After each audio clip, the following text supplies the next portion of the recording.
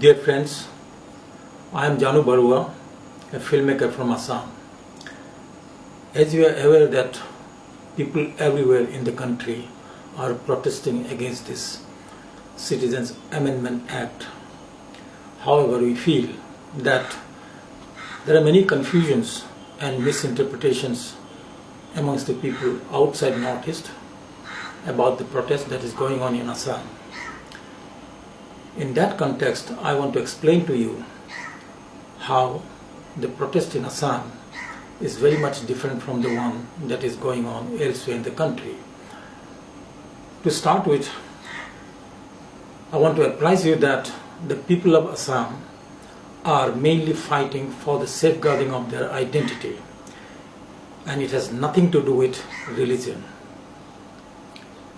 Look, like all of you, we also love our language and culture, and we are very proud of the fact that the Assamese society is composed of all the indigenous people of the state that has been living together so harmoniously for centuries. It is not at all religion centric. It is very much a language and culture centric society. All kinds of people are in it. Mongoloid, non-Mongoloid, all religion, all caste, creed, and whole lot of tribes and whatnot. And this diversity is the most profound, unique identity for the people of Assam. And we are very proud about it. And we surely don't want to see it getting extinct in years to come at any cost. But unfortunately, with this new Citizens Amendment Act coming in, the very identity of ours is getting threatened. How? Let me explain to you.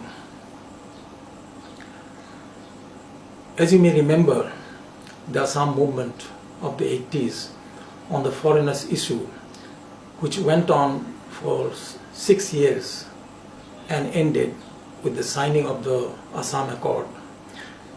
And as per this Assam Accord, it was very clearly decided that Assam would accept only those migrants who had entered into Assam on or before 24th of March 1971, and that the government would detect, delete and deport all those who had entered Assam on or after 25th of March 1971.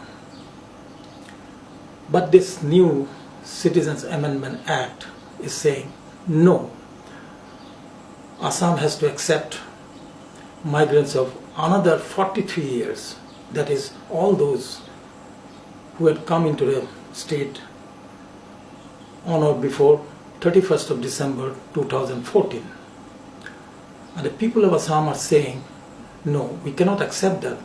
If we accept that, that will be the end of our language and culture. And that's the protest.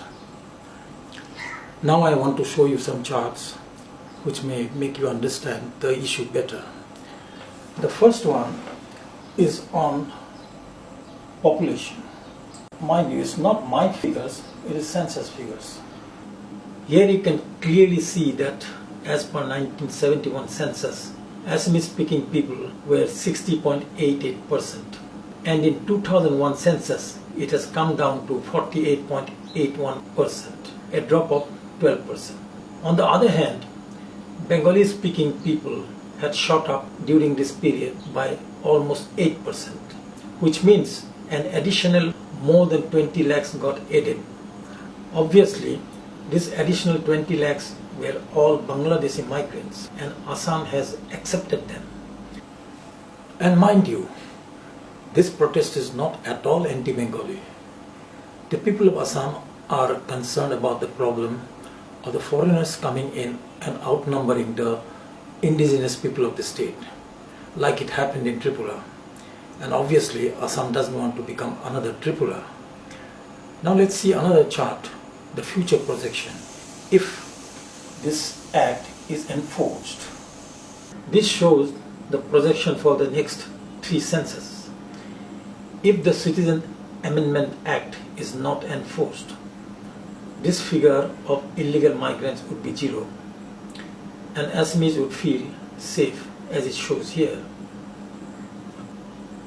Now we don't know this figure of illegal migrants, which government wants to give citizenship to.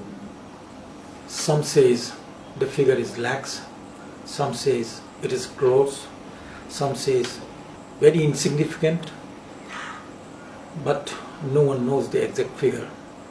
All we know that it is not a negligible figure, and also we know that all of them are Bangladeshi migrants. Lately, a PTA report says that on 11th of December, when the bill was being debated in the Rajya Sabha, the government kept referring to this figure as lakhs and crores. If that is so, it's quite scary. Anyway, forget crores, take 1 crore. Let's see how it changes Assam's demography. Here it is. You can see if it is 1 crore, in next census itself, which is 1 year from now, Assamese get outnumbered. Forget 1 crore, say 70 lakhs. See, even with 70 lakhs, Assamese get outnumbered in this coming census of 2021 itself. Let's say 60 lakhs. With 60 lakhs, Assamese get outnumbered by 2031 census. Say 50 lakhs. Then also Assamese get outnumbered by 2041 census. So one has to admit that the fear is very genuine. In this world, no community wants to be outnumbered in their own place. Now, also at times the government keeps making vague statement that Assam should not worry, since it's a national problem, all these migrants would be distributed all over the country. Fine. If that happens, nothing like it. I have another chart. This shows the percentage of India's land occupied by each state. Here are the percentages. Here please note that minus the sixth schedule, Assam occupies only 1.67% of India's land. And now, if the migrants are distributed all over the country, here are the share of burden accordingly.